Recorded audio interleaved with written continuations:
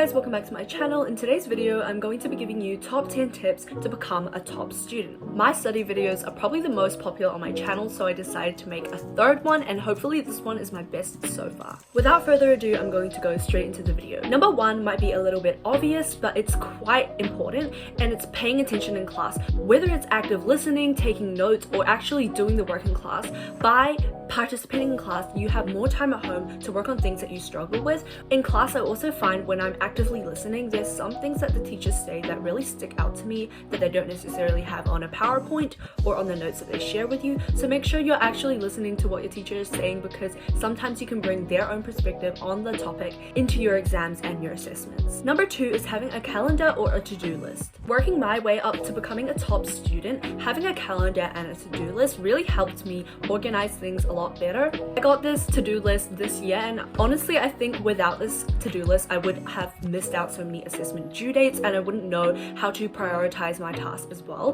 When you have a calendar or a to-do list, it helps you plan out your days a lot better because you know which tasks are due first, so you know which to prioritize. Just have a simple 2024 calendar, and it just has all the days, and I would write what I have to do or what's due that day.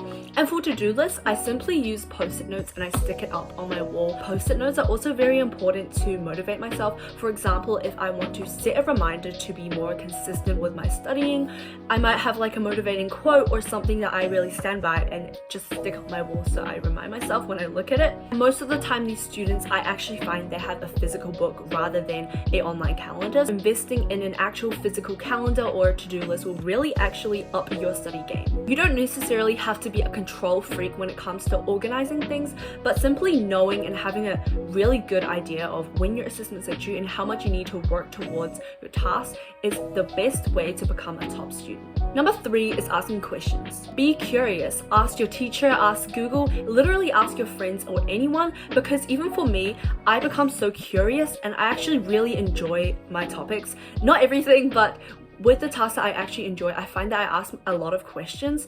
For example, in chemistry, I didn't really understand certain things, but it wasn't even related to the topic, but I would still like research it in my free time. When you're curious and you're actually asking questions, you're going out of your way to learn the content and try your best to understand it. Asking questions gets you to have a more creative mind when you're approaching questions, assessments, and exams or anything. I find the top students are the ones that are constantly looking for help and searching answers, even if it means independently finding the answer by themselves through a book or online. Number four is having an outline and a plan whenever you're studying. So for example, you're not just randomly picking up a book and doing a random question. Whenever you're studying, you're intentionally choosing something that you know you want to work towards. Having a study plan doesn't necessarily mean 20 minutes, 10 minutes, and planning everything out precisely. Having a study plan is actually knowing what you want to achieve in the given time that you have.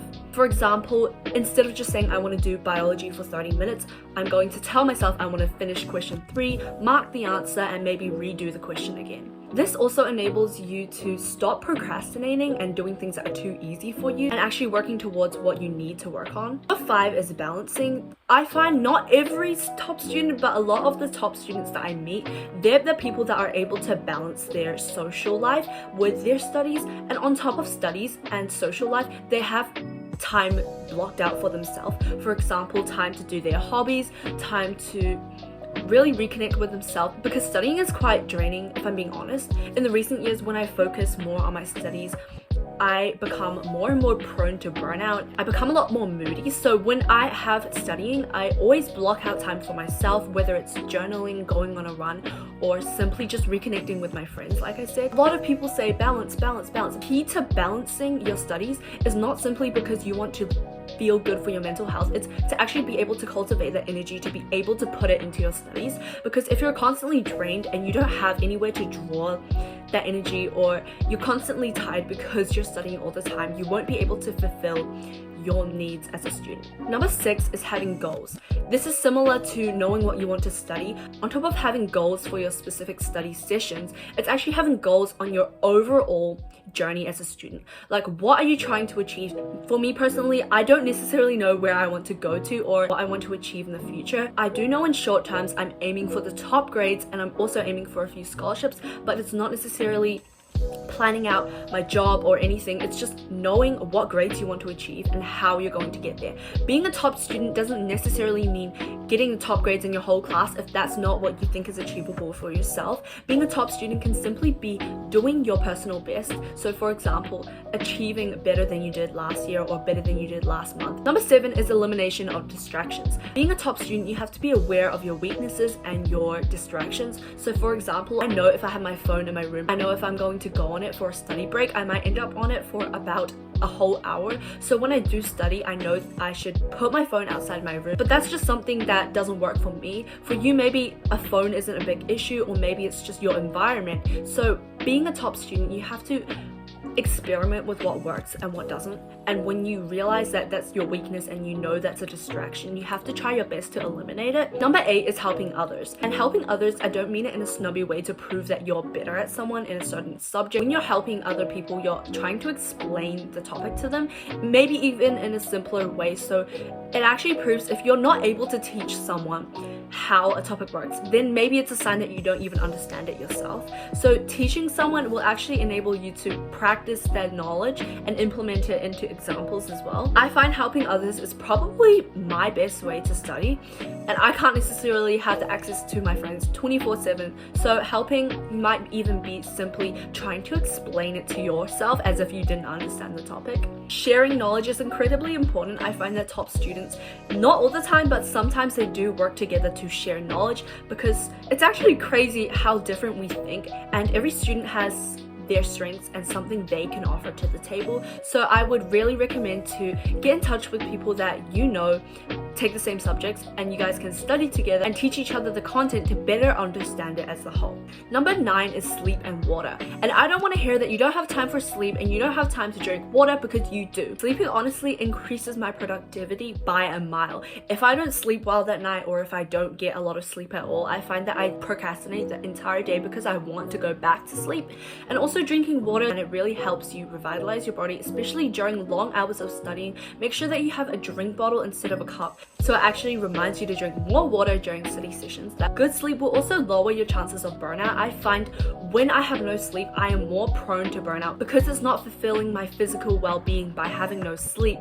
It's really easy for my mental well-being to simply collapse, and then I won't be able to study at all. Number 10 is the most important, and I'm not sure if people really talk about this one that much, but I feel like number 10 is the most important for me. It's confidence. Fake it till you make it, because guys, honestly, I used to suck at studying. I did not study at all. I would honestly wing my test. I wouldn't try, and it might come to a shock. Are nerds confident? Yes. And people that have the best grades, they're so confident in themselves. They know if they see this test and they think it's hard, they're not going to instantly assume that they can't do it. They're honestly delusional in a way where they're like, I don't know how I'm going to get there, but eventually I will. Be confident and trust your gut when it comes to studying. This is literally contradicted to everything that I just told you, but stop listening to what other people are telling you and study what works the best for you. And listen to yourself and trust in yourself. Know what works best for you. That's how you're going to become a top student. Block out negativity and trust your instinct when it comes to study. No one is going to care about your grades, and no one is going to care how far you can get but yourself. Trust in yourself and be confident that you can reach whatever goals you want. If I told myself that I would be studying these subjects and I would be aiming towards these goals 2 years ago, I would have laughed at my face, because I wouldn't have believed in myself. I didn't have that confidence that I was capable of being a top student. I didn't have confidence that I could even sustain good grades. I thought it was simply a luck thing, and I think I've explained this in a video before, but it honestly is confidence. On top of faking it till you make it, it's setting these goals and making sure you fulfill those promises to yourself instead of putting them off. Studying really relies on yourself. It does take a lot of your energy if you want to become a top student at school, but honestly, I think it's really worth it. With these top 10 tips, you might have heard some of them before, but I might have explained it in a little bit of a different way. So I hope you guys enjoyed this video. I'll see you guys next week.